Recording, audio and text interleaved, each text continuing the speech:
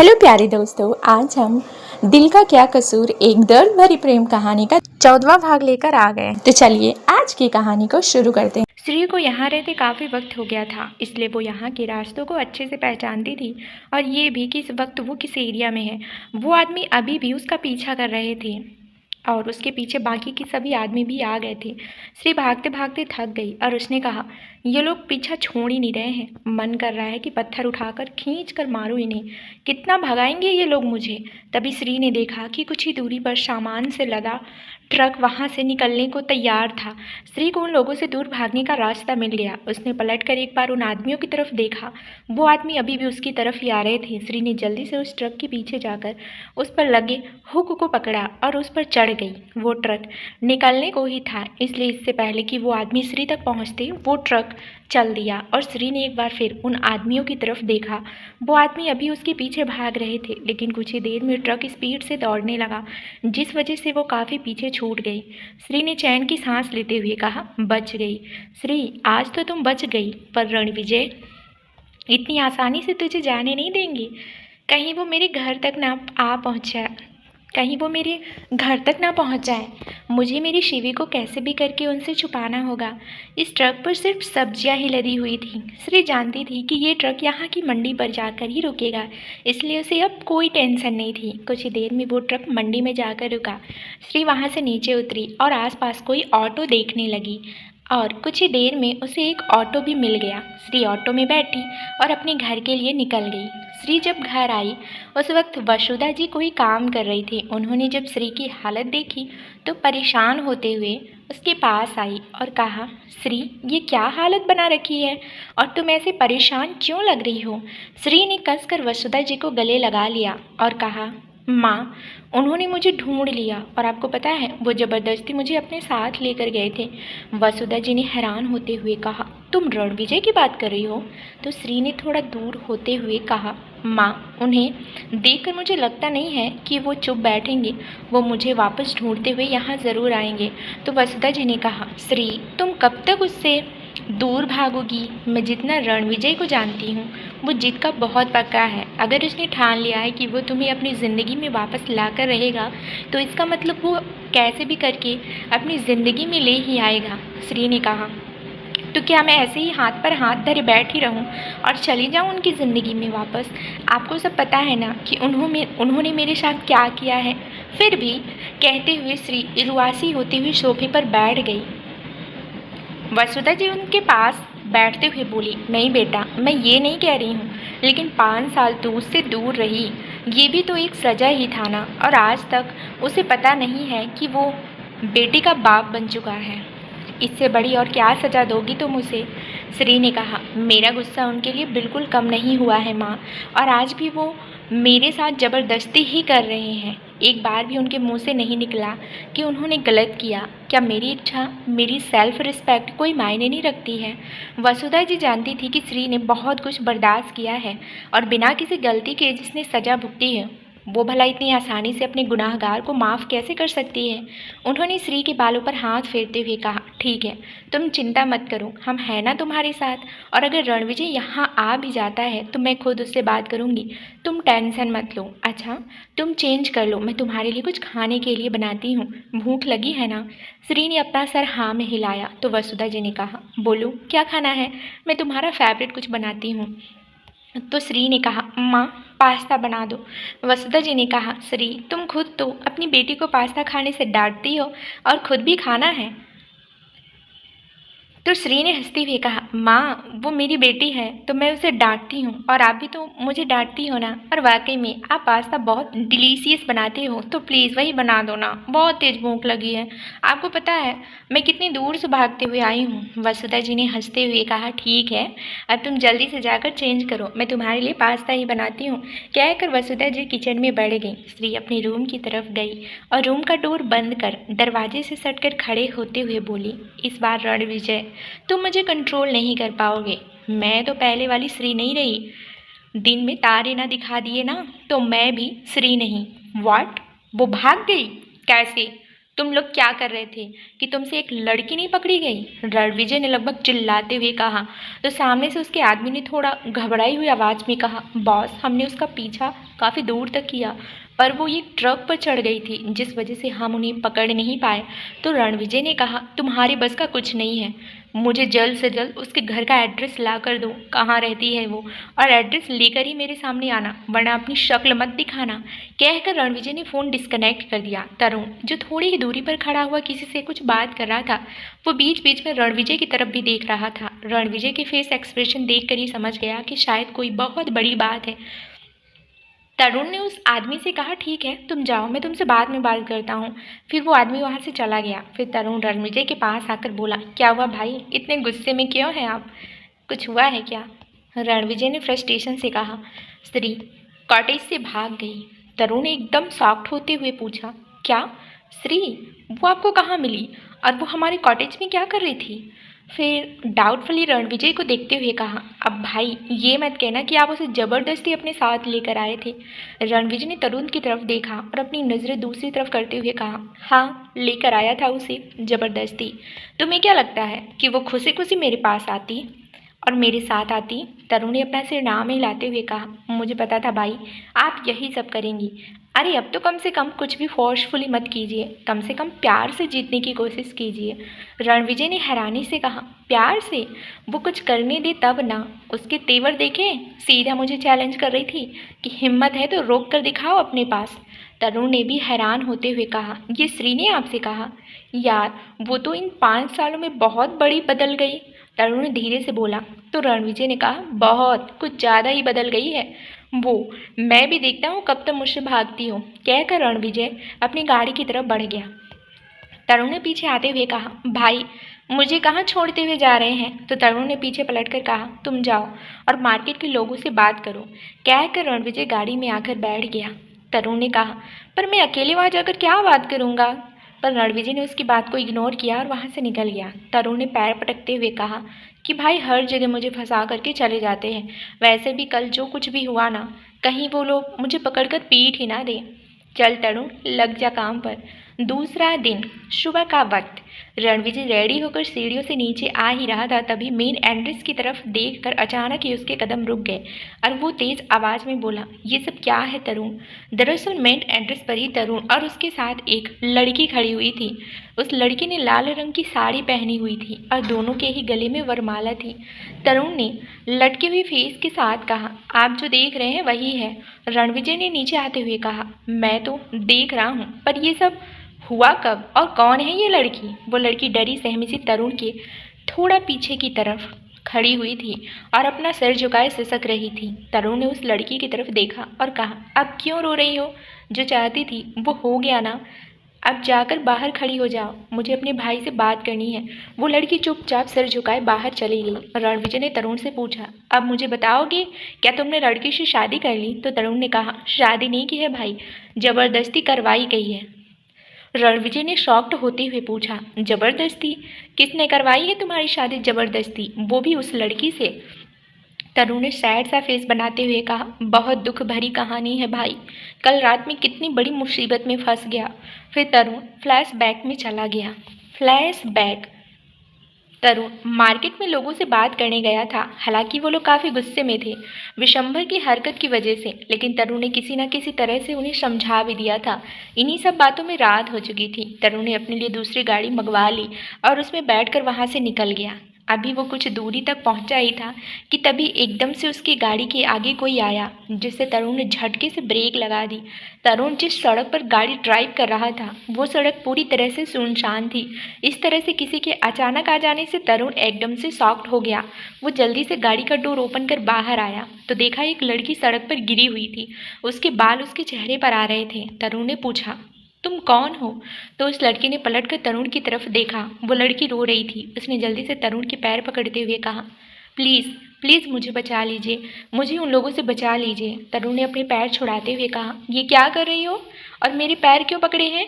और किससे बचाना है तुम्हें? कहकर तरुण आसपास देखने लगा तो उस लड़की ने रोते हुए कहा, वो लोग जबरदस्ती मेरी शादी एक बूढ़े आदमी से करवाना चाहते हैं, मुझे नहीं करनी उससे शादी। वो लड़की बहुत ही ज़्यादा मासूम थी और रोई जा रही थी। तरुण ने उसकी बाँह पकड़कर उसे खड़ा करते हुए कहा, पर यहाँ तो कोई भी नहीं है। तो लड़की ने किसी तरफ इशारा करते हुए कहा, वो सब लोग कहाँ से आ रहे हैं? वो सभी मेरे गांव के लोग हैं, प्लीज़ मुझे कहीं छुपा दीजिए। तरुण और वो लड़की अभी बात कर ही रहे थे कि तभी तरुण की नज़र उस तरफ गई जहाँ पर वो लड़की इशारा कर रही थी। वहाँ से कुछ लोग अपने हाथों में लाठी पकड़े हुए इस तरफ भागते हुए आ रहे थे। तरुण ने कहा, कहीं तुम उन लोगों की बात तो नहीं कर रही हो? उस लड़की ने जब उस तरफ देखा तो उन लोगों की भीड़ देखकर वो जल्दी से तरुण के पीछे छुपते हुए बोली, हाँ हाँ, यही यही यही है वो लोग। ये मुझे अपने साथ ले जाएंगे और उस बूढ़े से मेरी शादी कर देंगे। तरुण ने कहा, पर वो किसी बूढ़े से तुम्हारी शादी क्यों कर रहे हैं? तुम तो बहुत कम एज की हो। तभी वो भीड़ उनके पास आते हुए बोली, मुझे लगता है ये वही लड़का है जिसके साथ ये भागने की कोशिश कर रही है। तरुण ने हैरान होते हुए कहा, व्हाट? तुम लोग पागल हो क्या? ये लड़की तो। पर उससे पहले ही दूसरे आदमी ने कहा, तुम क्या हमें बेवकूफ़ समझती हो? ज़रूर तुमने ही इसे यहाँ बुलाया होगा, वरना इसकी इतनी हिम्मत नहीं थी कि शादी का मंडप छोड़कर भाग जाए। तरुण ने अब उस लड़की की तरफ देखा। वाकई में लड़की दुल्हन की तरह सजी हुई थी।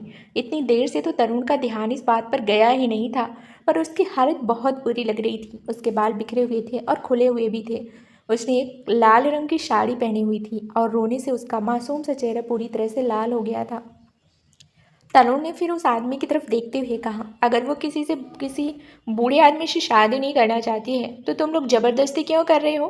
तो उनमें से एक आदमी जो उन सब का मुखिया था, उसने कहा, ताकि ये तुम्हारे साथ भाग जाए और तुमसे शादी कर ले। ठीक है, नहीं करवाते इसकी किसी बूढ़े आदमी से शादी तो तुम कर लो ना इससे शादी। अब ये हम सब गांव वाली की इज्जत की बात है। तरुण ने कहा, तुम लोग पागल हो क्या? मैं इसे जानता तक नहीं हूँ, ऐसे कैसे शादी कर लूँ? तभी उनमें से दो चार आदमी एक साथ बोले, अगर तुम इसे नहीं जानते हो तो ये तुम्हारे साथ क्या कर रही है? फिर उनमें से एक आदमी ने मुखिया से कहा, मुझे तो लगता है ये लड़की इसके कहने पर ही भागी है और अब ये इससे शादी करने से मुकर रहा है। अगर हमने इसकी शादी नहीं करवाई तो ये हमारे पूरे गांव की बदनामी होगी। तो मुखिया ने कहा, ठीक है तो ले चलो इसे, ऐसे कैसे हमारे गांव की इज्जत उछाल सकता है? इन शहरी बाबू को हम अच्छे से जानते हैं, शहर से यहाँ आते हैं और हमारे घर की भोली भाली लड़कियों को अपने प्यार के जाल में फंसाते हैं और फिर वहाँ से निकल जाते हैं। वो लड़की डरी हुई आंखों से अभी भी लोगों को देख रही थी। उसकी तो आवाज़ ही नहीं निकल रही थी, पर वो कहना चाहती थी कि वो इस लड़की को नहीं जानती, लेकिन वो अच्छे से जानती थी कि अगर उसने ऐसा कुछ भी कहा तो शायद गांव के लोग उसके साथ साथ उस लड़की की भी हालत बुरी कर दें। इसलिए वो चुप ही रही, क्योंकि वो अपने गांव के लोगों को अच्छे से जानती थी। कुछ ही दिनों पहले ही उसी के गांव की एक लड़की को और उसके प्रेमी को इन लोगों ने मार पीट कर मार डाला था, क्योंकि उसके प्रेमी ने उस लड़की से शादी करने से इनकार कर दिया था। वो लड़की भी ऐसे ही अपनी शादी से भाग गई थी। वो नहीं चाहती थी कि उस लड़के के साथ भी ऐसा कुछ हो। वहीं तरुण ने उस लड़की से कहा, तुम चुप क्यों खड़ी हो? गूंगी हो? बोल नहीं सकती कि तुम मुझे नहीं जानती हो? वो लड़की कुछ कहती उससे पहले ही गांव वालों ने तरुण और उस लड़की को पकड़ लिया और कहा, वो क्या बोलेगी? क्या हम सब लोग समझते नहीं हैं? अब चलो, तुम्हें तो ये शादी करनी होगी। गांव वाले अब जबरदस्ती तरुण और उस लड़की को पकड़कर अपने साथ ले गए और जबरदस्ती उनकी शादी भी करवा दी। इतने सारे लोगों के सामने अकेला तरुण क्या कर पाता, इसलिए गुस्से में वो मंडप में बैठे हुए वो सारे रीति रिवाज निभा रहा था जो पंडित उसे करने के लिए कह रहा था। और इन्हीं सब में सुबह भी हो गई और सभी ने उस लड़की को तरुण के साथ विदा कर दिया। फ्लैश बैक एंड रणविजय काफ़ी सीरियस एक्सप्रेशन के साथ तरुण की सारी बातें सुन रहा था और उसके चुप होने पर रणविजय ने कहा, अब जैसे भी हुई है, पर तुम्हारी शादी उससे हुई है और वो लड़की तुम्हारे साथ है तो तुम्हारी जिम्मेदारी है। तरुण ने कहा, भाई ये क्या कह रहे हैं आप? और मुझे अगर शादी करनी होगी तो क्या मैं किसी गांव की गंवार से करूँगा? देखा नहीं वो क्या मेरी टाइप की है? रणविजय ने कहा, तरुण ये क्या बात तुम कह रहे हो? भूल गए किसी वक्त तुम ही श्री के सबसे बड़े सपोर्टर थे। श्री भी तो सीधी सादी लड़की ही थी ना? तरुण ने कहा, भाई श्री मेरी दोस्त थी, लेकिन आप उस लड़की को देखो, वो कहाँ से मेरे लेवल की लग रही है। उसे तो देख कर ही लग रहा है कि कभी वो स्कूल भी नहीं गई होगी। तो आपको लगता है कि मैं किसी गांव के गंवार को पसंद करूंगा? रणविजय ने अपना सिर ना में हिलाया और फिर तेज आवाज के साथ उस लड़की को अंदर आने के लिए कहा। अंदर आ जाओ। बाहर ही खड़ी रहोगी क्या? ये बात सुनकर वो लड़की धीरे से चलते हुए वापस से अंदर आ गई। लड़की ने अपने सर्वेंट को आवाज देकर बुलाया। रणविजय ने अपने सर्वेंट को आवाज देकर बुलाया। कुछ ही देर में सर्वेंट आ गया। रणविजय ने कहा, इसे तरुण के रूम में छोड़ आओ। ये सुनते ही तरुण खड़े होते हुए बोला, भाई मेरे रूम में क्यों? यहीं किसी सर्वेंट रूम में रहेगी ना ये? तो रणविजय ने कहा, वो तुम्हारी बीवी है तो किसी सर्वेंट के रूम में क्यों रहेगी? फिर सर्वेंट की तरफ देखते हुए कहा, तुम खड़े खड़े क्या देख रहे हो? जो कहा है वो करो। सर्वेंट ने अपना सिर हाँ में हिलाया और उस लड़की को अपने साथ चलने के लिए कहा। वो लड़की भी चुपचाप से सर्वेंट के पीछे पीछे चली गई। तरुण ने गुस्से से कहा, भाई ये आप अच्छा नहीं कर रहे हैं। आपको तो मुझे उल्टा सॉल्यूशन देना चाहिए। आप तो उल्टा ही प्रॉब्लम को मेरे गले में मढ़ रहे हैं। रणविजय ने कहा, अब तुम इस प्रॉब्लम समझो या अपनी जिम्मेदारी। अब जो कुछ भी है तुम्हारी बीवी है वो तो वो तुम्हारे रूम में रहेगी और तुम्हारे साथ रहेगी। फिर रणविजय वहाँ से स्टडी रूम की तरफ चला गया। तरुण ने सीढ़ियों की तरफ देखा और कहा, इस लड़की को तो मैं देखता हूँ, इसे इतना परेशान करूँगा कि खुद ही छोड़कर भाग जाएगी। कहकर तरुण अपने रूम की तरफ बढ़ गया। वहीं सर्वेंट ने उस लड़की को तरुण के रूम में छोड़ा और वहाँ से चला गया। वो लड़की उस रूम को बड़ी हैरानी से देख रही थी क्योंकि वो रूम बहुत ही खूबसूरत था और काफ़ी बड़ा भी था। तभी उसे दरवाज़ा खुलने की आवाज़ आई और उसने जल्दी से पीछे मुड़कर देखा तो तरुण उसे गुस्से से देख रहा था। तरुण को अपनी तरफ गुस्से से देखते देख उस लड़की ने जल्दी से अपनी नज़रें नीचे झुका ली। तरुण उसके पास आया और उसकी बाँह को पकड़ते हुए और उसके ऊपर अपनी पकड़ कसते हुए कहा, भाई ने तुम्हें मेरे साथ रहने के लिए कहा है, लेकिन खुद को मेरी सच्ची मुच्ची की बीवी मत समझ लेना, क्योंकि मैं तुम्हें अपनी बीवी नहीं मानता हूँ और तुम भी जानती हो कि शादी किन हालातों में हुई है। उस लड़की ने धीरे से कहा, पर अब तो आप मेरे पति हैं ना? उस लड़की की आवाज़ इतनी ज़्यादा मीठी थी कि कुछ पल के लिए तरुण तो गुस्से से दूसरी तरफ देख रहा था, वो उस लड़की की तरफ देखने लगा जो अभी भी सर झुकाए हुए किसी छोटी सी क्यूट से बच्ची की तरह खड़ी हुई थी। तरुण ने गौर से देखा तो वाकई में उस लड़की की उम्र ज़्यादा नहीं थी, शायद यही कोई 18 वर्ष की रही होगी।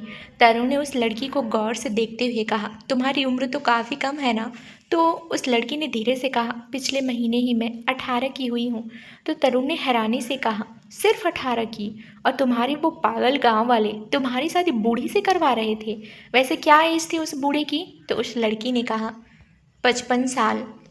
ये सुनकर तरुण का मुंह तो खुला का खुला रह गया। उसने सोफे पर बैठते हुए कहा, आई डोंट बिलीव इट। वो पूरा गांव ही पागलों का था क्या, जो 18 साल की बच्ची की शादी 55 साल के बूढ़े से करवा रहे थे जो उसके दादा की उम्र का था? फिर उस लड़की की तरफ देखते हुए कहा, और वो तुम्हारी शादी उस बूढ़े से क्यों कर रहे थे? तुम्हारे पेरेंट्स ने कुछ नहीं कहा क्या? सुनकर उस लड़की ने कन्फ्यूजन से तरुण की तरफ देखा और पूछा, वो क्या होता है? तरुण ने कहा, क्या? तो उस लड़की ने कहा, वही जो आपने अभी कहा, पेरेंट। उस लड़की को समझ नहीं आया था कि पेरेंट्स का मतलब क्या होता है। तरुण ने अपनी आई रोल करते हुए कहा, अरे तुम्हारे माँ बाप। अब जाकर उस लड़की को समझ आया कि तरुण क्या पूछना चाहता है। उसने फिर से कहा, मेरे कोई भी नहीं है, मैं तो अपनी चाची के साथ रहती हूँ। मेरी चाची ने उस बूढ़े आदमी से बहुत सारे पैसे लिए थे, इसलिए वो मेरी शादी उससे करवा रही थी। तरुण हैरान होते हुए कहा, मतलब तुम्हारी चाची ने तुम्हें पैसों के लिए उस बूढ़ी के पास बेच दिया? तो उस लड़की ने धीरे से अपना सिर हाँ में हिलाया। तरुण ने फिर कुछ सोच कर कहा, देखो वैसे तुम्हारा नाम क्या है? तो उस लड़की ने धीरे से कहा, निक्कू। ये नाम सुनकर तरुण को पहले तो हंसी आ गई। उसने अपनी हंसी कंट्रोल करते हुए कहा, निक्कू तो बच्चे का नाम है ना? उस लड़की ने तरुण की तरफ देखा और बड़ी ही क्यूट एक्सप्रेशन के साथ कहा, गांव में सब मुझे निक्कू कहते थे, मेरा और कोई नाम नहीं है। तो तरुण ने कहा, पर ये नाम तो कोई निकनेम होता है ना, तुम्हारा रियल नाम क्या है? वो लड़की कुछ देर सोचने लगी और फिर कहा, हाँ बहुत साल पहले जब मैं छोटी थी तब मेरी माँ ने मुझे बताया था कि मेरा नाम निकिता है, पर माँ ही कभी कभी मुझे इस नाम से बुलाती थी और कोई नहीं। तरुण ने नोटिस किया था कि निक्कू वाकई में बहुत ही ज़्यादा क्यूट और मासूम है, क्योंकि वो तो घबराहट की वजह से तरुण से नज़र मिलाकर बात भी नहीं कर पा रही थी। अच्छा देखो, तुम मुझे गलत मत समझना, लेकिन तुम्हें भी पता है कि तुम्हारे गांव वाले ने ज़बरदस्ती हम दोनों की शादी की है। तो मैं शादी को बिल्कुल नहीं मानता हूँ, लेकिन अब भाई का ऑर्डर है तो तुम्हें यहाँ से कहीं और भेज भी नहीं सकता हूँ। लेकिन तुम अपने दिल और दिमाग में इस बात को अच्छे से बैठा लो कि तुम्हारा मुझ पर कोई हक नहीं है, और वैसे भी तुम मुझसे बहुत छोटी हो, तो शादी का सवाल ही नहीं पैदा होता। तरुण की बात सुनकर निक्कू ने रुआसी होते हुए कहा, तो फिर मैं कहाँ जाऊँगी? मेरा तो कोई भी नहीं है, और अगर मैं अभी गांव में गई तो वो लोग मुझे मार देंगे। ये बात सुनकर तरुण ने कहा, वो तुम्हें क्यों मारेंगे? तुम्हारा मायका है, तुम वहाँ जाकर रहो। तरुण की बात सुनकर निक्कू रोने लगी। तरुण ने हैरानी से कहा, इसमें रोने वाले क्या बात है? देखो, तुम घबराओ मत, मैं खुद तुम्हें तुम्हारे मायके छोड़ कर आऊँगा। अब तो ठीक है ना? तो निक्कू और भी ज़्यादा ज़ोर से रोने लगी। तरुण ने अब इरिटेट होते हुए कहा, क्या हुआ है? बोलो भी तो, बोलोगी कि रोती रहोगी? तो निक्कू ने हिचकियाँ लेते हुए कहा, चाची बहुत मारेंगी, क्योंकि वो आदमी अब चाचा को परेशान करेगा पैसों के लिए, और चाची का सारा गुस्सा मुझ पर निकलेगा। निक्कू को ऐसे रोते देख तरुण को अच्छा नहीं लगा, इसलिए उसने निक्कू को अपने पास बैठने के लिए कहा। इधर आओ, मेरे पास बैठो। निक्कू पहले तो उस तरफ देखने लगी जहाँ पर तरुण बैठने का इशारा कर रहा था, फिर वो धीरे धीरे चलते हुए तरुण के पास आई और उससे थोड़ी दूरी बनाकर बैठ गई। तरुण ने कहा, देखो निक्कू, ठीक है, मैं तुम्हें बाहर नहीं भेजूंगा, लेकिन एक बात तुम अच्छे से याद रखना कि हम दोनों सिर्फ नाम की पति पत्नी हैं, ठीक है ना? हमारे बीच ऐसा कोई रिश्ता नहीं होगा, लेकिन ये बात सिर्फ हम दोनों के बीच में रहे, बाहर किसी को नहीं पता लगनी चाहिए। कुछ महीनों बाद मैं भाई को और अपने घर वालों को मना लूँगा और तुम्हें डाइवोर्स दे दूँगा। वैसे भी तुम्हारी अभी पढ़ाई लिखाई की उम्र है। अच्छा, तुम कौन सी क्लास में पढ़ती हो? निक्कू ने कहा, मैं पढ़ने नहीं जाती हूँ, मैं तो कभी भी पढ़ने नहीं गई। तनु ने हैरानी से कहा, तुम कभी स्कूल ही नहीं गई? आजकल के वक्त में कौन पढ़ाई नहीं करता है यार? तो निक्कू ने कहा, वो घर में बहुत सारे काम होते थे ना, तो चाची नहीं भेजती थी, क्योंकि अगर मैं पढ़ने जाती तो फिर घर के काम कौन करता? अब तरुण को समझते देर नहीं लगी कि इसकी चाची एक नंबर की चुड़ैल है और वो निक्कू जैसे मासूम लड़की को अपने मतलब के लिए यूज़ करती हैं। तरुण ने निक्कू से कहा, ठीक है, अब तुम जाकर चेंज कर लो, तुम थक गई होगी ना? निक्कू ने धीरे से अपना सर हाँ में हिलाया, फिर कहा, पर मेरे पास कपड़े नहीं हैं। तरुण ने कहा, हाँ यार, ये अभी तो यहाँ आई है। उसने एक लोअर निकाल कर निक्कू को देते हुए कहा, लो, अभी तुम इससे काम चला लो, मैं मार्केट से जाकर तुम्हारे लिए कुछ कपड़े ले आऊँगा। निक्कू ने तरुण के हाथ से वो कपड़े लिए और फिर आसपास देखने लगी कि वो उसे चेंज कहाँ करे। तरुण ने अपना सर ना में हिलाया और कहा, ये लड़की कौन सी प्लेनेट से आई है यार? उसने निक्कू का हाथ पकड़ा और उसे वॉशरूम की तरफ ले जाते हुए कहा, ये वॉशरूम है, तुम यहाँ चेंज कर लो, ठीक है? और कुछ खाना हो तो नीचे सर्वेंट को बोल देना। कहकर तरुण जैसे ही वहाँ से जाने लगा, निक्कू ने उसे पीछे से आवाज़ देते हुए कहा, पर किसे कहना है? तरुण ने सोचते हुए कहा, इसे सर्वेंट का मतलब ही नहीं पता। तो तरुण ने समझाते हुए कहा, मतलब इस घर के नौकर को, ठीक है ना? कहकर तरुण वहाँ से चला गया। निक्कू ने अपने हाथ में पकड़े हुए कपड़ों की तरफ देखा और वॉशरूम के अंदर घुस गई। तरुण नीचे हॉल में ही बैठा हुआ रणविजय से बात कर रहा था। तरुण ने रणविजय को निक्कू की सारी सिचुएशन के बारे में बता दिया था, जिसे सुनकर रणविजय ने कहा, उसकी ऐज को वाकई में बहुत कम है, पर अब जैसे भी हो तुम्हारी शादी उससे हो चुकी है तो तुम उसे अकेला नहीं छोड़ सकते। तो तरुण ने कहा, पर भाई वो मुझसे भी उम्र में काफ़ी छोटी है, आपको नहीं लगता कि उसे अभी से शादी जैसे बंधन की कोई समझ भी नहीं होगी? मैं अपनी जिम्मेदारी से भागना नहीं चाहता हूँ, लेकिन मैं उसे अपनी बीवी भी नहीं मान सकता हूँ। तो तरुण ने कहा, तो फिर तुम क्या करने वाले हो? तरुण ने कहा, भाई बस कुछ महीने बाद ही मैं उसे डाइवोर्स दे दूंगा, लेकिन उसके बाद उसकी जिम्मेदारी पूरी तरह से निभाऊंगा, उसे एजुकेशन दिलवाऊंगा और जो कुछ भी वो करना चाहती है वो सब उसे करने दूंगा, लेकिन अपनी बीवी नहीं मान सकता। रणविजय ने कहा, फिर माँ और दादी को क्या जवाब दोगी? तो तरुण ने कहा, मैं उन्हें बताऊंगा ही नहीं कि इससे मेरी शादी हो चुकी है। रणविजय ने गहरी सांस लेते हुए कहा, ठीक है ठीक है, फिर तुम उसे दूसरे कमरे में रहने दोगे, समझे? तरुण ने कहा, क्यों? अभी तो आपने कहा कि उसे मेरे रूम में रहना चाहिए।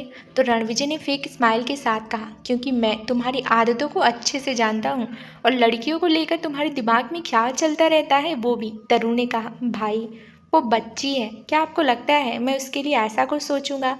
इतना भी ज़्यादा कैरेक्टर का ढीला नहीं हूँ मैं। तो रणविजय ने खड़े होते हुए कहा, तुम्हारा कैरेक्टर कितना टाइट है और कितना ढीला है मुझे अच्छे से पता है। चलो काम पर लग जाओ।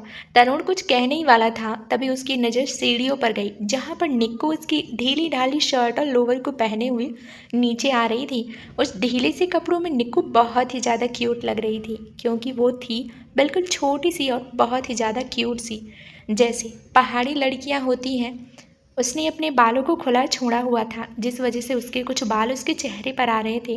कुछ पल के लिए तो तरुण उसे देखता ही रह गया। तरुण को एकटक ऐसे सीढ़ियों की तरफ देखते देख रणविजय ने भी सीढ़ियों की तरफ देखा, फिर अपना सिर ना में हिलाते हुए कहा, अभी तो कह रहा था इसका कैरेक्टर ढीला नहीं है, और अब देखो ऐसे देख रहा है जैसे खा ही जाएगा उसे। कहकर रणविजय ने तरुण के सिर पर टैप करते हुए कहा, उसे ऐसे देखना बंद करो। तरुण ने हड़बड़ाते हुए कहा, मैं उसे कहाँ देख रहा था, मैं तो ये कह रहा था कि कपड़े कुछ ज़्यादा बड़े नहीं है साइज में।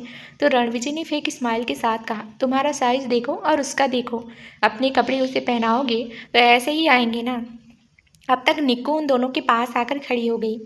रणविजय ने बहुत ही प्यार से पूछा, तुम्हारा नाम निक्कू है ना? तो निक्कू ना अपना सर हाँ में हिलाया। रणविजय ने दोबारा पूछा, तुम्हें भूख लगी है? तो निक्कू ने कहा, हाँ मुझे बहुत ही भूख लगी है, मैं कल सुबह से कुछ नहीं खाई हूँ। तो तरुण ने पूछा, तुमने सुबह से कुछ क्यों नहीं खाया? तो निक्कू ने कहा, चाची ने कमरे में बंद कर दिया था ना, वो कह रही थी कि जब तक मेरी शादी नहीं हो जाती वो मुझे कुछ नहीं खाने देंगी, इसलिए। रणविजय और तरुण दोनों ने एक दूसरे की तरफ देखा, फिर तुरंत रणविजय ने कहा, चलो अब तुम कुछ खा लो, वैसे भी ब्रेकफास्ट का वक्त हो गया है। निक्कू तरुण और रणविजय के साथ डाइनिंग हॉल की तरफ बढ़ गई। रणविजय और तरुण दोनों ही चेयर पर बैठे हुए थे। निक्कू अभी भी वहाँ खड़ी हुई थी।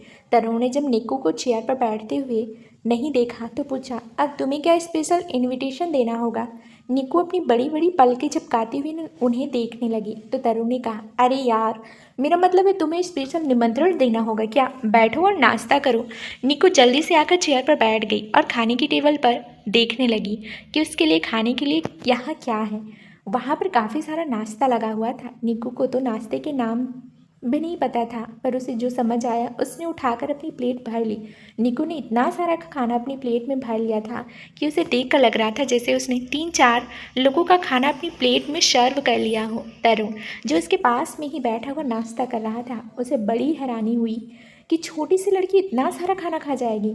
फिर उसने अपना सिर झटका और वापस अपना नाश्ता करने लगा। निक्कू ने देखा कि रणविजय और तरुण दोनों ही कांटे और छुरी से खा रहे थे, पर निक्कू को कांटे छुरी से खाना नहीं आता था, इसलिए उसने अपने हाथ में कांटे छुरी पकड़ तो लिए थे, पर उसे समझ नहीं आया कि वो उससे खाए कैसे। वो रणविजय और तरुण के कांटे छुरी को चलाने के तरीके को देखने लगी और खुद भी कोशिश करने लगी कि इस तरह से खा ले, लेकिन काफ़ी मशक्क़त के बाद भी वो एक भी बाइट नहीं खा पाई। रणविजय ने जब निक्कू को इतना ज़्यादा परेशान होते हुए देखा तो कहा, तुम्हें जैसा खाना है वैसे खाओ, अगर तुम ऐसे खाने में कंफर्टेबल नहीं हो तो उसे छोड़ दो, तुम हाथ से भी खा सकती हो। रणविजय का ये कहना था कि निक्कू ने जल्दी से कांटे छुरी को साइड में रखा और अपने हाथ से जल्दी जल्दी खाना खाने लगी। उसके खाने की स्पीड बहुत ही तेज़ थी, जिसे देखकर ही सब समझ सकते थे कि वाकई में वो बहुत ही भूखी थी। उसे इतना जल्दी खाते देख तरुण ने कहा, आराम से खाओ, कोई तुम्हारा खाना लेकर नहीं भाग रहा है। निक्कू, जिसने अपने मुंह में ढेर सारा खाना भरा हुआ था, जिस वजह से उसके फूले हुए गाल बहुत ही ज़्यादा फूले हुए लग रहे थे, इस वक्त बहुत क्यूट लग रही थी। उसने अपनी आंखें बड़ी करके तरुण की तरफ देखा और अब वो धीरे धीरे खाने लगी। वहीं दूसरी तरफ शिवांगी जिद कर रही थी कि उसे अपनी मम्मा के साथ ही पार्क में जाना है।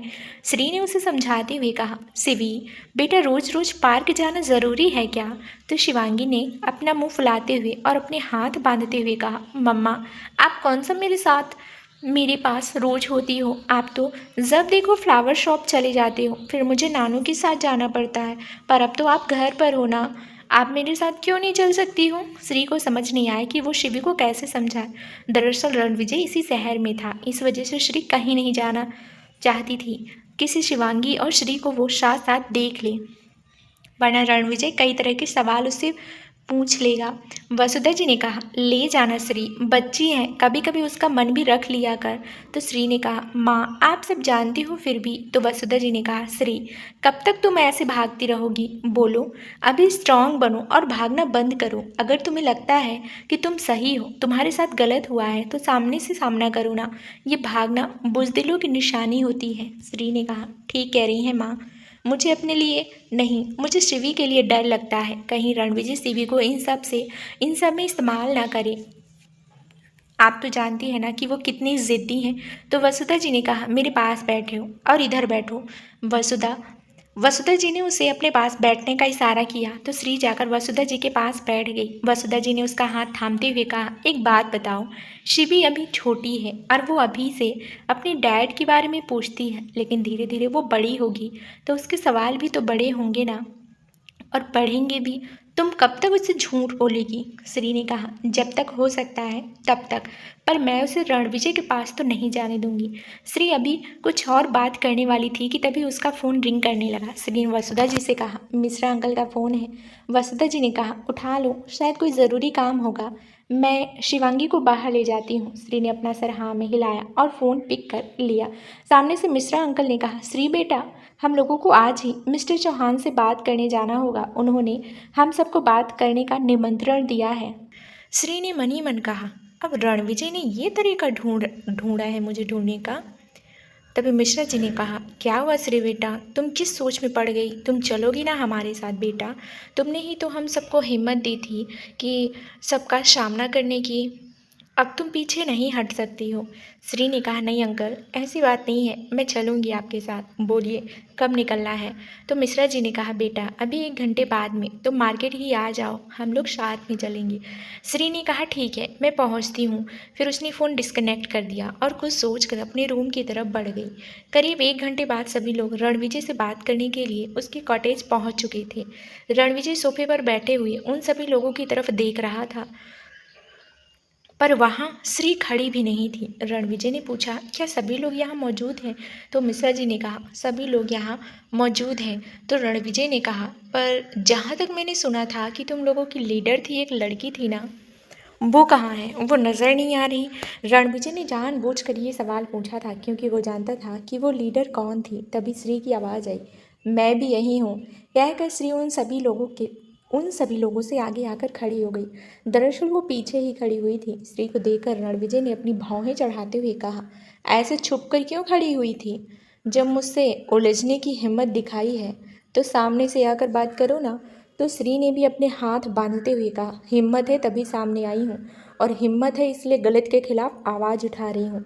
रणविजय ने कहा, और तुम्हें लगता है कि मैं गलत हूँ? श्री ने पूरे कॉन्फिडेंस के साथ कहा, बिल्कुल आप गलत हैं मिस्टर चौहान। फिर कुछ देर चुप रहने के बाद कहा, माना कि वो प्रॉपर्टी आपकी है क्योंकि आपने वो खरीद ली है, लेकिन बिजनेस करने के भी कुछ रूल्स होते हैं जो आप लोगों ने फॉलो नहीं किए, तो हमारी मांग जायज़ क्यों नहीं होगी? रणविजय ने बिना किसी भाव के कहा, और तुम जानती हो ना कि अगर इस प्रोजेक्ट में देरी हुई तो मेरा काफ़ी सारा लॉस हो सकता है। श्री ने कहा, आप बड़े बिजनेसमैन हैं, मैं समझ सकती हूँ कि आपका हर मिनट बहुत कीमती होता है, लेकिन आप ये भी सोचिए ना कि यहाँ हम सब छोटे दुकानदार हैं और इतनी जल्दी अपनी दुकान कहीं और जाकर जमाना बहुत ज़्यादा मुश्किल है। हम लोगों के लिए छोटा सा नुकसान झेलना भी बहुत बड़ी बात है, और इसमें हमारी गलती ही क्या है?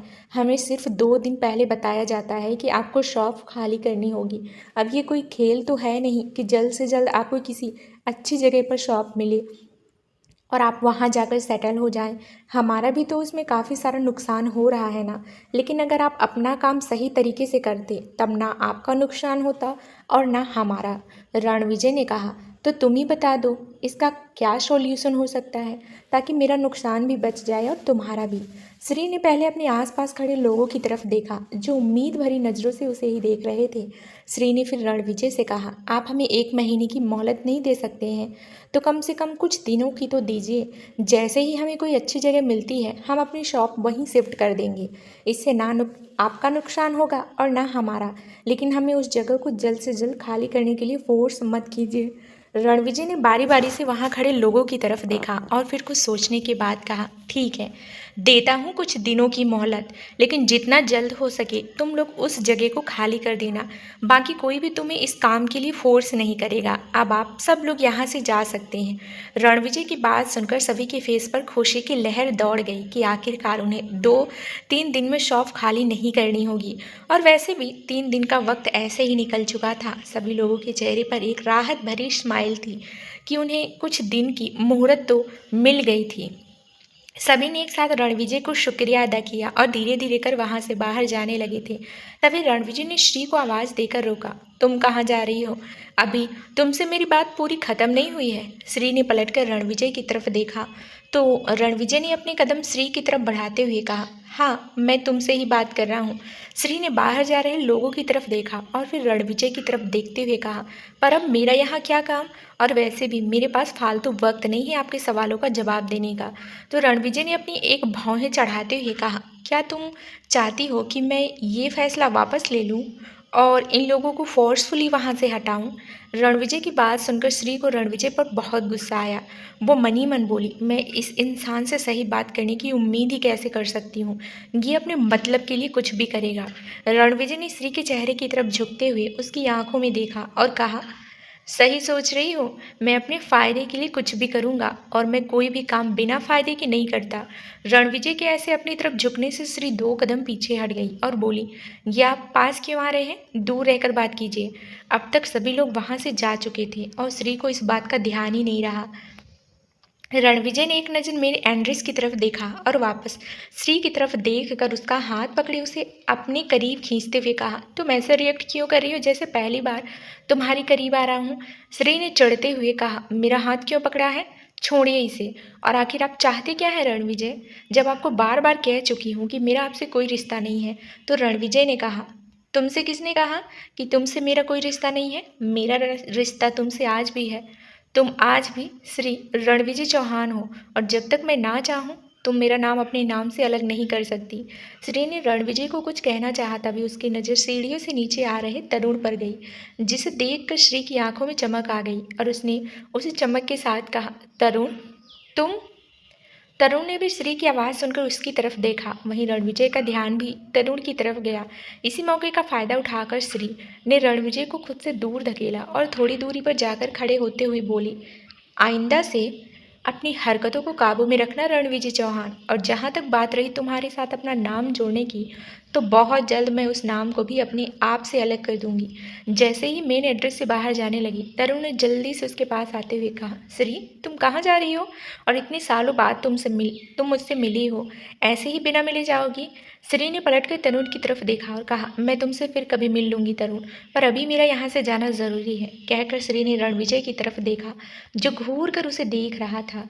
फिर श्री मेन एड्रेस से बाहर निकल गई। तरुण ने हैरानी से कहा, भाई, श्री यहाँ क्यों आई थी? तभी उसे याद आया। उसने कहा, ओह, तो आपने वो मार्केट की शॉप के लिए यहाँ आई थी वो? पर वो इतनी गुस्से में क्यों लग रही थी? क्या आपने फिर से उसके साथ कुछ किया? रणविजय ने चढ़ते हुए कहा, ये श्री इन कुछ सालों में कुछ ज़्यादा ही जिद्दी हो गई है। कहकर रणविजय सोफे पर बैठा और फ्रस्ट्रेट होते हुए बोला, मैं भी देखता हूँ उसके तेवर कब तक नजर आते हैं। रणविजय की बात सुनकर तरुण ने अपना सिर ना में हिलाया। फिर वो दूसरे सोफे पर बैठते हुए बोला, भाई, आप अब भी उसके साथ वही करना चाह रहे हैं ना जो आपने कुछ साल पहले किया था? आपकी इसी आदत की वजह से श्री आपको छोड़कर चली गई। रणविजय ने कहा, तुम कहना क्या चाहते हो? मेरी हरकतें, अपनी बीवी को अपने पास रखना गलत कहाँ से हुआ? तो तरुण ने कहा, भाई, कुछ चीज़ें प्यार से भी की जाती है। हर वक्त फोर्सफुली अपनी बीवी का बात मनवाना सही नहीं होता। रणविजय ने कहा, प्यार से? तो तरुण ने कहा, और नहीं तो क्या। अगर आप उसे प्यार से रोकने की कोशिश करेंगे या फिर उसका दिल जीतेंगे तो वो ज़रूर आपके पास आएगी और आपके साथ रहेगी भी, लेकिन हर बार अपनी मन मर्जी नहीं चला सकते। रणविजय ने खड़े होते हुए कहा, वो मेरे पास रुके तो सही, फिर प्यार से बात भी कर लूँगा। तरुण ने कहा, इनको कोई बात सीधी तरह से समझ ही नहीं आती, ये भी ना। तभी उसके कानों में एक मीठी सी आवाज़ आई, जी मैं तैयार हूँ, चलिए। तरुण ने पलट कर देखा तो वहाँ पर निक्कू खड़ी हुई थी। निक्कू को देखकर तरुण सोफे से खड़ा हुआ और कहा, चलो तुम्हें थोड़ी शॉपिंग ही करवा लाऊं। दरअसल निक्कू के लिए तरुण ने कुछ कपड़े यहाँ मंगवा तो लिए थे, पर किसी भी पर फिर भी उसकी ज़रूरत का काफ़ी सारा सामान था जो तरुण आज उसे दिलवाने जा रहा था। तरुण अपनी गाड़ी में आकर बैठा और निक्कू के अंदर बैठने का वेट करने लगा, पर निक्कू बाहर हाथ बांधे खड़ी हुई थी। उसे समझ नहीं आई कि वो आगे बैठे या फिर पीछे। निक्कू को ऐसे खड़े होते देख तरुण ने कहा, अब क्या बाहर ही खड़ी रहोगी, अंदर नहीं बैठोगी? निक्कू ने जल्दी से कहा, ठीक है, पर मैं बैठूं कहाँ पर? तो तरुण ने फेक स्माइल के साथ कहा, देवी जी मेरे सिर पर बैठ जाइए।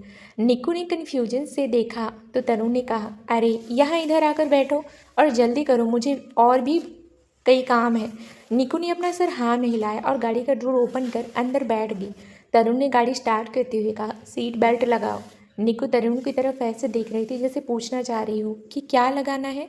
निक्कू का अपनी तरफ ऐसे देखते देख तरुण ने कहा, अब तुम ये मत कहना कि तुम्हें सीट बेल्ट भी नहीं पता। निक्कू ने कहा, नहीं पता, कैसी लगती है? निक्कू की बात सुनकर तरुण ने गहरी सांस लेते हुए कहा, हे भगवान, किस अजीब नमूने को बनाया है तुमने। फिर निक्कू ने कहा, निक्कू जी क्या आप इसी धरती पर रहती हैं या अलग प्लैनेट से आई हैं? तरुण की बात सुनकर निक्कू ने जल्दी से कहा, मैं तो पास के गांव से आई हूँ ना, आपको पता तो है जी। तरुण ने कहा, मैं भी किससे माथा फोड़ रहा हूँ। फिर वो निक्कू की तरफ झुका तो निक्कू बिल्कुल सीट से चिपक गई, पर तरुण ने इस बात पर ध्यान नहीं दिया। निक्कू ऐसे चिपकी हुई थी कि वह जरा सा भी तरुण से टच ना हो जाए। तरुण ने निक्कू की सीट बेल्ट लगा दी, तब जाकर निक्कू ने एक राहत भरी सांस ली। निक्कू को इतना अनकंफर्टेबल होता देखकर तरुण ने कहा, इतना घबरा क्यों रही हो? सीट बेल्ट तो लगाई है, कोई तुम्हें खा थोड़ी रहा था। निक्कू अब इस बात पर भी कुछ नहीं बोली और चुपचाप सिर झुकाए बैठ गई। कुछ देर में वो लोग मॉल पहुंचे। निक्कू तो उस बड़े से मॉल को देखकर हैरान ही रह गई। वो अपनी आंखें बड़े किए वहाँ की हर एक चीज़ को देख रही थी। तभी तरुण अपना एक हाथ पॉकेट में डाले और दूसरे हाथ में मोबाइल पकड़े हुए आगे चल रहा था। मॉल को देखने के चक्कर में निक्कू की चाल थोड़ी सी धीमी हो गई और तरुण ने भी उस पर ध्यान नहीं दिया। वो तो कब का वहाँ से आगे बढ़ गया था। तभी निक्कू ने आसपास देखा तो तरुण उसे कहीं नजर नहीं आया। वो चारों तरफ घूमकर तरुण को ढूंढने लगी। वो तो वैसे भी पहली बार ऐसी जगह पर आई थी, उसे समझ ही नहीं आया कि उसे जाना कहाँ है। निक्कू एक ऐसी लड़की थी जिसे हमेशा ही उसकी चाची बहुत टॉर्चर करती थी और ज़्यादातर घर में ही रखती थी। वो बहुत कम बाहर निकलती थी, इसलिए दुनियादारी की उसे बिल्कुल भी समझ नहीं थी। आसपास काफ़ी सारे लोगों को देखकर निक्कू थोड़ा सा डर गई और उसकी शक्ल भी ऐसे हो गई जैसे वो अभी रो देगी। तरुण जो एक्सीलेटर से ऊपर की फ्लोर पर पहुंच चुका था, वो अभी भी अपने फ़ोन को ही देख रहा था। उसने फ़ोन को देखते हुए कहा, निक्कू सबसे पहले हम क्लॉथिंग स्टोर चलेंगे, वहाँ तुम्हारे कुछ कपड़े खरीदने हैं। निक्कू की आवाज़ ना सुनकर तरुण ने पीछे की तरफ मुड़ते हुए कहा, निक्कू सुन रही हो ना? तभी उसे निक्कू कहीं पास नज़र नहीं आई। उसने कहा, ये कहाँ चली गई? उसने कहा था, मेरे पीछे पीछे ही आए। वो वापस एक्सीलेटर की तरफ गया और आसपास देखते हुए निक्कू को ढूंढने लगा। तभी उसे निक्कू नीचे की तरफ ही डरी सहमी सी खड़ी हुई नजर आई।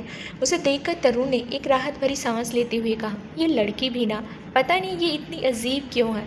वहीं निक्कू इतने सारे लोगों को देखकर बहुत घबरा रही थी। उसे समझ नहीं आ रहा था कि वो किससे मदद मांगे। तभी उसकी नज़र सामने से आ रहे तरुण पर गई तो निक्कू जल्दी से भागकर तरुण के पास आई और उसे कसकर पकड़ते हुए उसके सीने से लग गई। निक्कू को अचानक ऐसा करते देख तरुण कुछ पल के लिए तो हैरान ही रह गया। उसके हाथ अभी भी हवा में ही थे। वहीं निक्कू तरुण के सीने से लगी रो रही थी। आप मुझे यहाँ छोड़कर क्यों चले गए? मुझे बहुत डर लग रहा था। मुझे लगा आप मुझे छोड़कर चले गए हो। मुझे नहीं पता था मुझे कहाँ जाना है। निक्कू को ऐसा रोते देख तरुण ने अपना एक हाथ निक्कू के बैग पर रखा और दूसरा हाथ निक्कू के सिर पर रख उसे शांत करते हुए कहा, शांत हो जाओ और मैंने तुम्हें कहा था ना मेरे पीछे पीछे आओ, तुम रुक क्यों गई? निक्कू जिसकी रोते रोते हिचकियाँ बंद गई थी, उसने कहा, नहीं वो मैं इस जगह को देख रही थी ना, ये बहुत अलग जगह है। मैं पहली बार यहाँ आई हूँ ना, इसलिए तो मुझे पता ही नहीं चला कि आप कब आगे चले गए। निक्कू ने ये बात इतनी मासूमियत से कही थी कि तरुण जो उस पर थोड़ा बहुत नाराज़ भी था, अचानक उसकी नाराज़गी भी ख़त्म हो गई। उसने मुस्कुराते हुए निक्कू को खुद से दूर किया और कहा, क्या तुम पहले कभी ऐसी जगह नहीं आई हो? तो निक्कू ने सुबकते हुए कहा, मैं कैसे आऊँगी, मैं तो घर के बाहर भी नहीं निकलती थी। मुझे बहुत सारा काम करना पड़ता था ना, वरना चाची मुझे खाना नहीं देती थी। निकू को देखकर और उसकी बातें सुनकर तनुज समझ गया कि निकू ने अपने घर में क्या क्या चीज़ें फेस की हैं। तरुण ने उसे शांत करवाते हुए कहा, चलो ठीक है, पहले तुम चुप हो जाओ। मैं तुम्हें छोड़कर नहीं गया था, चलो तुम्हारे लिए कुछ अच्छा खरीदते हैं। कहकर तरुण ने निकू का हाथ पकड़ा और उसे अपने साथ ले गया। वहीं दूसरी तरफ श्री किचन में खड़ी हुई खाना बना रही थी। इस वक्त उसने अपने बालों का मेसी बन बनाया हुआ था और एंकल लेंथ कुर्ती पहनी हुई थी। श्री के आगे के बाल बार बार उसके चेहरे पर आ रहे थे, जिस वजह से वो आटे से सने हाथों से उन्हें पीछे करने की कोशिश कर रही थी, जिस वजह से थोड़ा सा आटा श्री के गालों पर भी लग गया था। श्री का मन था सबके लिए खाना बनाने का। वसुधा जी शिवांगी को अपने साथ कहीं बाहर ले गई थी। वहीं मनोज जी भी अपने कुछ दोस्तों से मिलने के लिए बाहर चले गए थे। श्री ने सोचा था कि लौटने से पहले ही वो सारा खाना तैयार कर लेगी। तभी उसके घर की मेन डोर की बेल बजी। श्री ने जल्दी जल्दी हाथ धोते हुए कहा, लगता है माँ वापस आ गई हैं। श्री ने एप्रन उतार कर साइड में रखा और डोर ओपन करने के लिए चली गई। श्री ने डोर ओपन करते हुए कहा, माँ आप। तभी श्री कहते कहते रुक गई, क्योंकि उसके सामने वसुधा जी नहीं बल्कि रणविजय खड़ा हुआ था, जो बिना किसी एक्सप्रेशन के अपनी दोनों पॉकेट में हाथ डाले उसे ही देख रहा था। रणविजय को देखकर श्री कुछ पल के लिए तो ब्लैंक ही हो गई। वहीं रणविजय ने एक स्माइल के साथ कहा, आखिर मैंने तुम्हें ढूंढ लिया श्री। क्या मुझे अंदर आने के लिए नहीं कहोगी? श्री ने कहा, नहीं नहीं कहूँगी, और जाइए यहाँ से। कहकर श्री जैसे ही दरवाज़ा बंद करने लगी, रणविजय ने अपना हाथ दरवाजे पर रखा और उसे धकेल दिया। श्री पूरी कोशिश कर रही थी दरवाजे को बंद करने की, पर रणविजय ने अपने एक हाथ से ही दरवाजे को बंद होने से रोक रखा था और धकेलने की वजह से श्री अचानक ही पीछे की तरफ चली गई। रणविजय ने अपने कदम अंदर बढ़ाते हुए कहा, मुझे ना तुम इस घर में आने से रोक सकती हो, ना ही अपनी लाइफ में आने से। फिर पूरे घर को एक सरसरी निगाह से देखते हुए कहा, ओह तो तुम यहाँ रहती हो। वैसे श्री अंकल आंटी नज़र नहीं आ रहे, वो तुम्हारे साथ ही है ना? रणविजय के अंदर आने से श्री को गुस्सा भी आ रहा था और थोड़ा डर भी लग रहा था, क्योंकि वो पूरे घर में अकेली थी।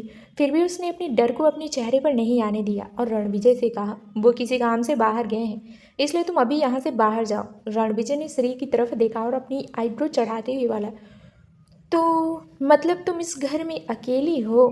तो फिर तो मैं कहीं नहीं जाने वाला। आखिर तुम मुझसे अकेले में ही तो बात करनी है। कहकर रणविजय ने अपने कदम जैसे ही श्री की तरफ बढ़ाए, श्री अपने कदम पीछे लेते हुए बोली, देखो मैंने कहा ना, मुझे तुमसे कोई बात नहीं करनी है और मुझे तो तुमसे कोई रिश्ता भी नहीं रखना है। तुम क्यों ज़बरदस्ती मेरे पीछे पड़ी हुई हो? रणविजय एक अजीब सी स्माइल के साथ कहा, मैं तब तक तुम्हारे पीछे रहूँगा जब तक तुम मेरे साथ रहने के लिए राजी नहीं हो जाती। और ये बात तो तुम भी जानती हो कि मुझसे बड़ी जिद्दी किसी की नहीं हो सकती, इसलिए अपने नखरे दिखाना बंद करो और चलो मेरे साथ। रणविजय की बात से श्री काफ़ी इरिटेट हो रही थी और पीछे जाते जाते वो सीधा दीवार से ही सट कर खड़ी हो गई, क्योंकि रणविजय उसके बहुत पास आ गया था। श्री ने अपनी नज़रें दूसरी तरफ फिराते हुए कहा, तुम चाहे कितनी भी जिद कर लो, पर मैं नहीं आने वाली, और इस बार तुम मेरे साथ ज़बरदस्ती नहीं कर सकते रणविजय, क्योंकि मैं भी पहले वाली श्री नहीं रही। कहते कहते श्री ने रणविजय की आंखों में देखा तो रणविजय श्री के चेहरे की तरफ झुका, इतना करीब कि उनके होठों के बीच 2 इंच का ही फासला था। रणविजय ने उसकी आंखों में देखते हुए कहा, सिर्फ 5 दिन का वक्त दे रहा हूँ तुम्हें, जल्दी यहाँ का काम ख़त्म करके मैं वापस मुंबई लौटूंगा, लेकिन इसका मतलब ये भी है कि मैं तुम्हें अपने साथ लेकर जाऊँगा, इसलिए खुद को मेरे साथ चलने के लिए प्रिपेयर कर लो, और ये मत सोचना कि तुम अब यहाँ से कहीं भाग पाओगी। मेरे आदमी की नज़र लगातार तुम पर बनी हुई है। रणविजय की बात सुनकर श्री की हैरानी की सीमा नहीं रही। उसने अपनी भौहें सिकोड़ते हुए कहा, तुम मुझ पर नज़र रखवा रहे हो, पर क्यों? रणविजय ने अपने गाल श्री के गालों से टच करते हुए उसके कानों में सरगरोशी करते हुए कहा, ताकि तुम फिर से मुझसे दूर ना जाओ, बिल्कुल भी नहीं, और इतने साल तुमसे दूर कैसे रहा हूँ ये मुझे पता है। कहते हुए रणविजय ने जिस तरह से बहुत ही सेंसुअल तरीके से श्री के कानों के नीचे हल्का सा किस किया, इससे श्री की पूरी बॉडी में जैसे करंट सा दौड़ गया। वहीं रणविजय भी श्री के करीब आकर जैसे बहकने लगा था। काफ़ी वक्त बाद वो श्री के करीब आया था। वो अपनी आंखें बंद किए श्री की मदहोश करने वाली खुशबू में खो गया। वहीं श्री भी कुछ पल के लिए जैसे जम सी गई। तभी उसने गुस्से से रणविजय को खुद से दूर धकेलते हुए कहा, ऐसी हरकतें करना बंद करो और तुम्हारा कोई हक नहीं बनता है मेरे करीब आने का। अब जाओ यहाँ से।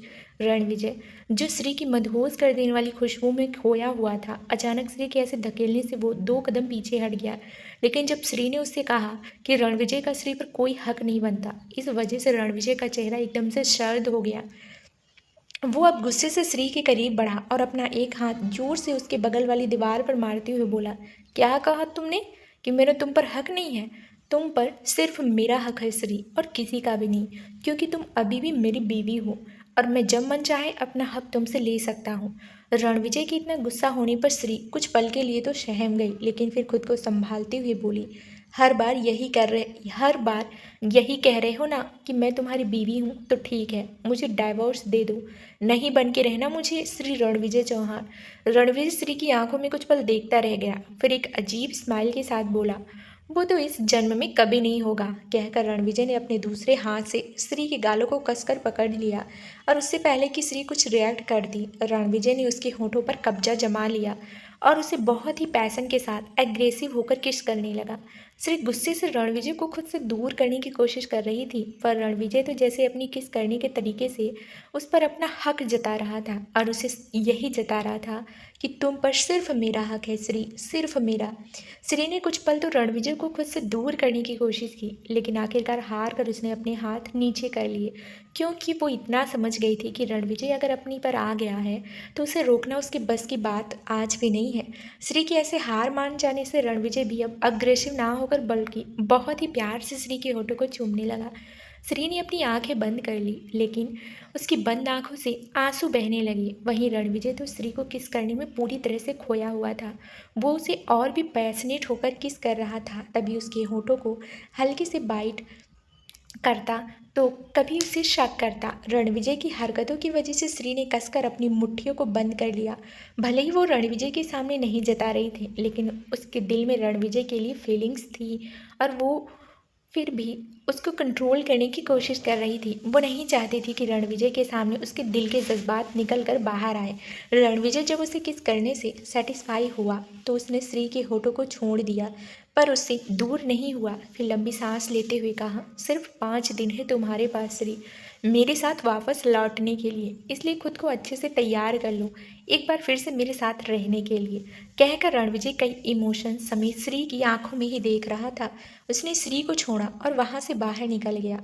वहीं श्री अभी तक वहीं दीवार से सटी हुई ऐसे ही खड़ी हुई थी।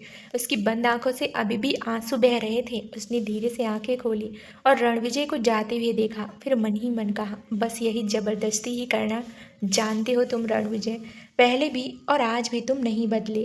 तुम्हें मेरे जज्बातों की कभी कदर थी ही नहीं, या कभी तुमने परवाह ही नहीं की कि मैं क्या चाहती हूँ। रणविजय श्री के घर से बाहर आया ही था कि तभी सामने से मनोज जी, जो अंदर की तरफ आ रहे थे, वो रणविजय को देखकर एकदम चौंक गए। वहीं रणविजय ने भी जब मनोज जी की तरफ देखा तो कुछ पल के लिए हैरान हुआ, लेकिन फिर नॉर्मल एक्सप्रेशन के साथ कहा, अंकल आप? मनोज जी ने कहा, तुम्हें यहाँ के बारे में पता कैसे चला?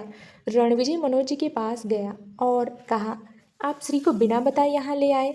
मैंने उसे कहाँ नहीं ढूंढा। क्या आपको नहीं लगता कि आपको ऐसा नहीं करना चाहिए था? मनोज जी ने गहरी सांस लेते हुए कहा, क्या तुम तब भी चाहते थे कि अपनी बेटी का साथ ना दूं? रणविजय, और तुम बताओ, क्या तुमने जो श्री के साथ किया वो सही था? बोलो। मनोज जी का सवाल सुनकर रणविजय की नज़रें शर्मिंदगी से झुक गई, क्योंकि कहीं ना कहीं रणविजय जानता था कि मनोज जी की बात गलत नहीं है।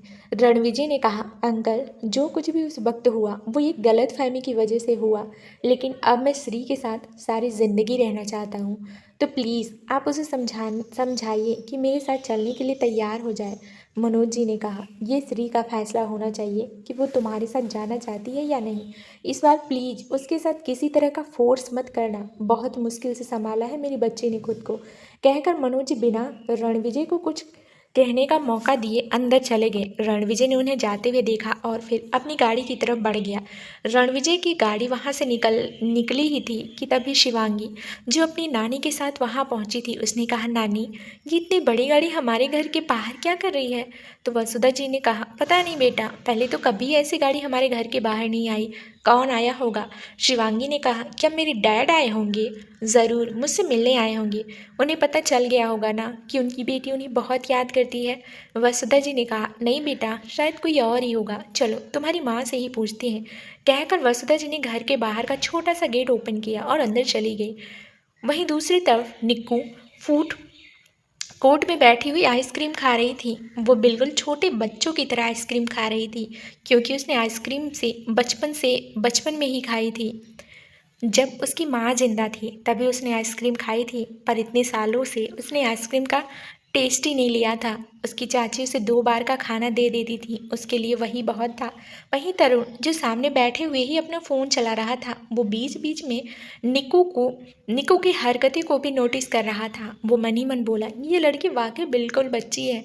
सोचते हुए तरुण के फेस पर स्माइल आ गई। निक्कू आइसक्रीम खा रही थी और साथ ही साथ उसने काफ़ी सारी आइसक्रीम तो अपने होठों के आसपास भी लगा ली थी, पर उसे इस बात की परवाह ही नहीं थी। तरुण ने अपना सिर ना में हिलाया और पास में पड़ी टिश्यू पेपर से उसके होठों के आसपास के एरिया को साफ करते हुए कहा, निक्कू, आराम से आइसक्रीम खाओ, ये तुम्हारी ही है, कोई छीन कर नहीं ले जाएगा। निक्कू ने कहा, नहीं, फिर भी ये पिघल जाएगी ना, इसलिए इसे पहले ख़त्म करना होगा।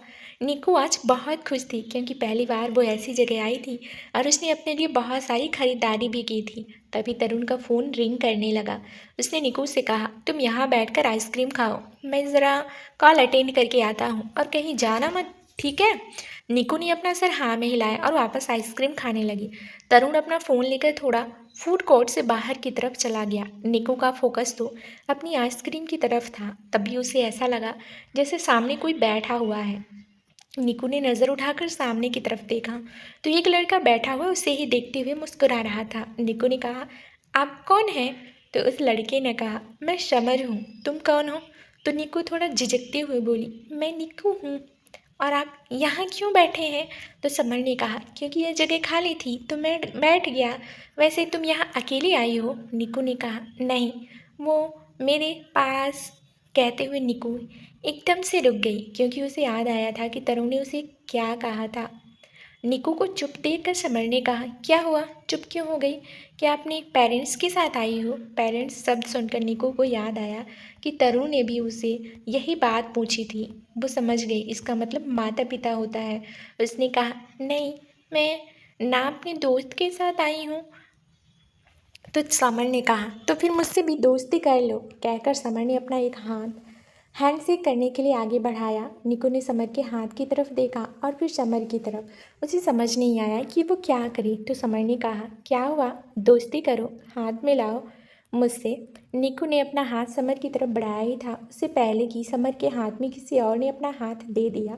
यह कोई और नहीं, तरुण था। तरुण ने समर के हाथ को कसकर पकड़ा और थोड़ा गुस्से भरी लहजे में कहा, बड़ा शौक है तुम्हें लड़कियों से दोस्ती करने का?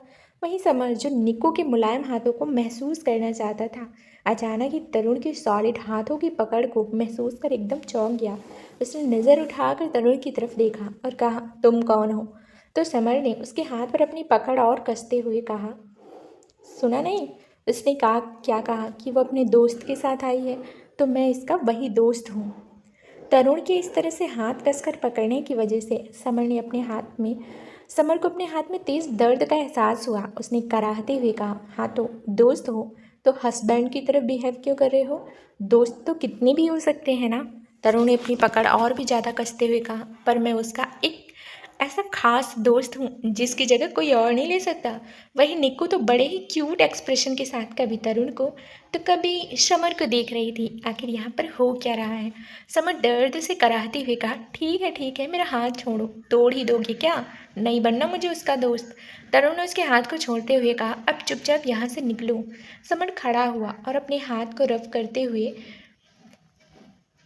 बोला, यार एक दोस्ती करना चाहता था, मेरा कोई और इरादा नहीं था।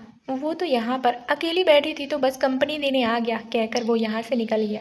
निक्कू अपनी बड़ी बड़ी पलकें झपकाते हुए तरुण को देख रही थी। तरुण ने निक्कू की तरफ देखा और कहा, क्या तुम ऐसे क्या देख रही हो?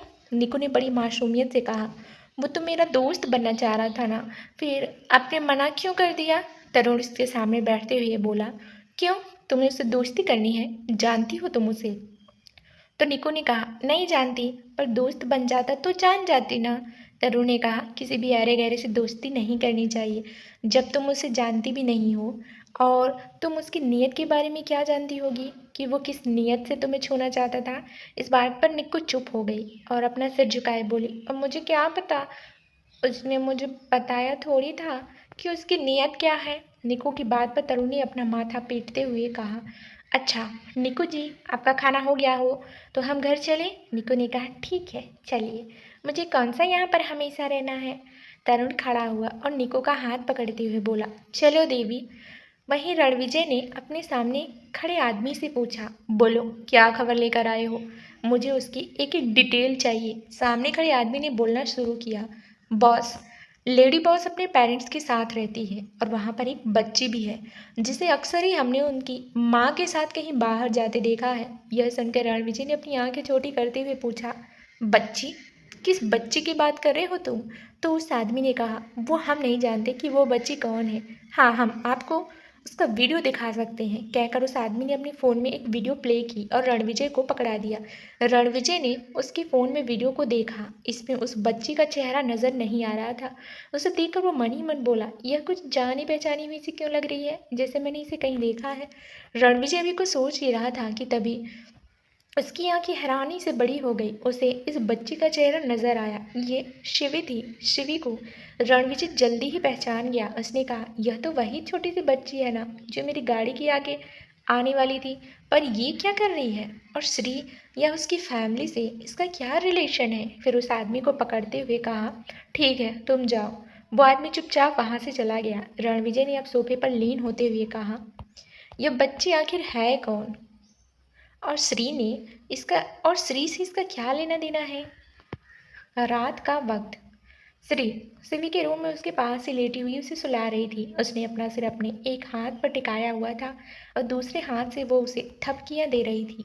सिवी, जो अभी भी अपनी आंखें टिमटिमाते हुए श्री को देख रही थी, वो बोली, मम्मा कोई अच्छी सी स्टोरी सुनाओ ना। श्री ने कहा, सिवी रात बहुत हो चुकी है, अभी तुम सो जाओ बेटा, मुझे भी सुबह उठकर बहुत काम है, बहुत काम करने हैं। सिवी ने जिद करते हुए कहा, मम्मा कोई अच्छी सी स्टोरी सुनाओ ना, मुझे सुनना है, वरना मुझे नींद नहीं आएगी। श्री ने कहा, श्री तुम बहुत जिद करने लगी हो, ठीक है चलो एक स्टोरी सुनाऊंगी, एक ही स्टोरी सुनाऊंगी, फिर उसके बाद दूसरे की जिद मत करना। शिवी ने खुश होते हुए कहा, हाँ ठीक है मम्मा, अब एक ही सुना दो। श्री उसे एक प्रिंसेस की स्टोरी सुनाने लगी, जिसे सुनते सुनते सिवी को भी नींद आ गई। श्री ने प्यार से सिवी की फोरहेड को चूमते हुए कहा, मेरी क्यूट सी प्रिंसेस। फिर उसने सिवी को अच्छे से ब्लैंकेट से कवर किया और रूम की लाइट ऑफ कर रूम से बाहर आ गई। रात काफ़ी हो चुकी थी, इसलिए श्री भी बहुत थक चुकी थी। उसने अपने रूम का डोर ओपन किया और जैसे ही उसने सामने अपने बेड की तरफ देखा तो एकदम से चीखते हुए बोली, तुम यहाँ कैसे आए। श्री रूम का डोर ओपन कर अंदर आई और सामने ही अपने बेड पर बैठे हुए रणविजय को देखकर एकदम से शॉक रह गई। वो लगभग चीखते हुए बोली, तुम मेरे रूम में क्या कर रहे हो। रणविजय आराम से श्री के बेड पर बैठे हुए एक स्माइल के साथ उसे ही देख रहा था। श्री उसकी तरफ बढ़ते हुए बोली, मेरे रूम में क्या कर रहे हो और आए कैसे तुम यहाँ पर। रणविजय ने बिना किसी भाव के श्री को देखा और फिर झटके से उसका हाथ पकड़कर उसे अपनी तरफ खींच लिया, जिससे श्री रणविजय के ऊपर लगभग झुक से गई। श्री ने अपने दोनों हाथ रणविजय के कंधे पर रखे और उसे दूर होने की कोशिश करने लगी, पर रणविजय ने श्री की कमर को पकड़कर उसे अपनी गोद में बैठाया और उस पर अपनी पकड़ कसते हुए कहा, अपनी बीवी के रूम में आया हूँ, किसी और के नहीं, इसमें इतना चौंकने वाली बात क्या है। श्री चिढ़ते हुए बोली, तुम्हारी बीवी नहीं हूँ मैं, कितनी बार ये बात बोलनी पड़ेगी, अब क्या लिख कर दूँ। रणविजय ने श्री को झटके से बेड पर गिरा दिया और उसके ऊपर आते हुए कहा, तुम इस बात को चाहे 1000 बार बोलो या लाखों बार, सच कभी नहीं बदलेगा कि तुम मेरी बीवी हो। श्री अभी भी रणविजय से दूर होने की कोशिश कर रही थी, पर रणविजय जानबूझ पर उस पर अपना पूरा वेट डालते हुए बोला, कितनी भी कोशिश कर लो श्री, रणविजय की पकड़ से ना तुम पहले कभी छूट पाती थी ना आज छूट पाओगी, इसलिए इतनी मेहनत मत करो।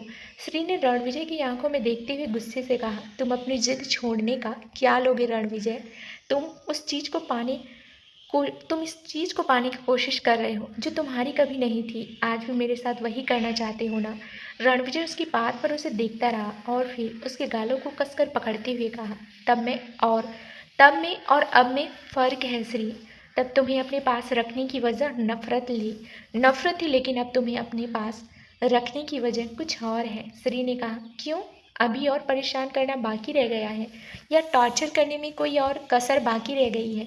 श्री के मन में डर था कि रणविजय उसके घर तक आ गया है, यहाँ तक कि उसके रूम तक। कहीं उसे शिवांगी की सच्चाई का पता न चल जाए कि शिवांगी उसकी बेटी है। अभी वो ये सब सोच ही रहा था कि तभी रणविजय ने कहा, मुझे तुमसे कुछ जानना है। श्री ने अपनी नज़रें दूसरी तरफ फेरते हुए कहा, तो फिर मुझसे दूर रहकर सवाल पूछो।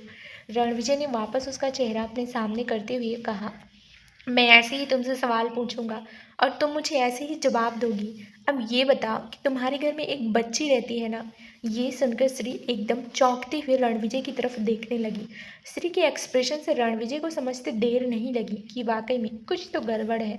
उसने अपना सवाल दोबारा दोहराते हुए पूछा, बताओ, क्या वाकई में इस घर में एक बच्ची रहती है? वो किसकी बच्ची है? श्री जितना हो सकता था खुद को नॉर्मल करते हुए बोली, तुम उस बच्ची की बात कर रहे हो? वो तो हमारे पड़ोस की बच्ची है, हमारे घर खेलने आती है। और तुम्हें किसने कहा कि मेरे घर में बच्ची रहती है? तो दोस्तों, अब आगे इस कहानी में क्या होने वाला है, ये जानने के लिए इस कहानी का अगला भाग ज़रूर सुनें, जो जल्द ही इस चैनल पर प्रसारित कर दिया जाएगा।